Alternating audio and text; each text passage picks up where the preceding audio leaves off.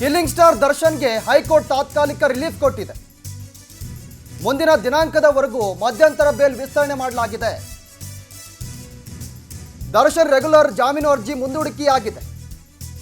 Regular ಜಾಮೀನು ಆದೇಶ ಬರೋವರೆಗೂ ಮಧ್ಯಂತರ ಜಾಮೀನು ವಿಸ್ತರಣೆಯಾಗುತ್ತೆ.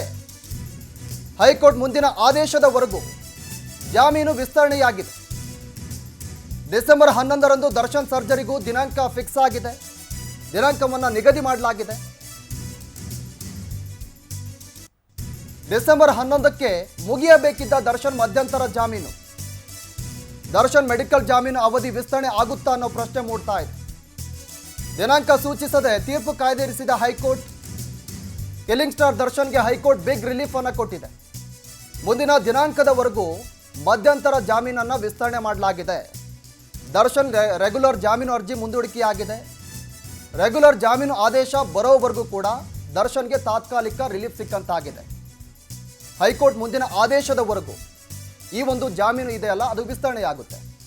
ಇದೇ ಡಿಸೆಂಬರ್ 11ರಂದು ದರ್ಶನ್ ಸರ್ಜರಿಗೂ ದಿನಾಂಕ ಫಿಕ್ಸ್ ಆಗಿದೆ. ಡಿಸೆಂಬರ್ 11ಕ್ಕೆ ಜಾಮೀನು ಏನು ಕೊಟ್ಟಿತ್ತಲ್ಲ ಕೋರ್ಟ್, ಅದು ಮುಗಿಯಬೇಕಿತ್ತು.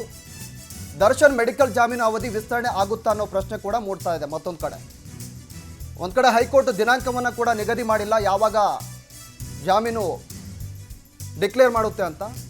ಮತ್ತೊಂದು ಕಡೆ ಇದೀಗ ತಾತ್ಕಾಲಿಕವಾಗಿ ಬಿಗ್ ರಿಲೀಫ್ ಅನ್ನು ಕೊಟ್ಟಿದೆ.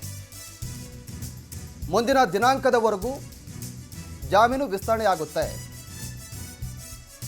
ಇದೇ ಡಿಸೆಂಬರ್ 11ರಂದು ದರ್ಶನ್ ಸರ್ಜರಿಗೂ ದಿನಾಂಕ ಫಿಕ್ಸ್ ಆಗಿದೆ.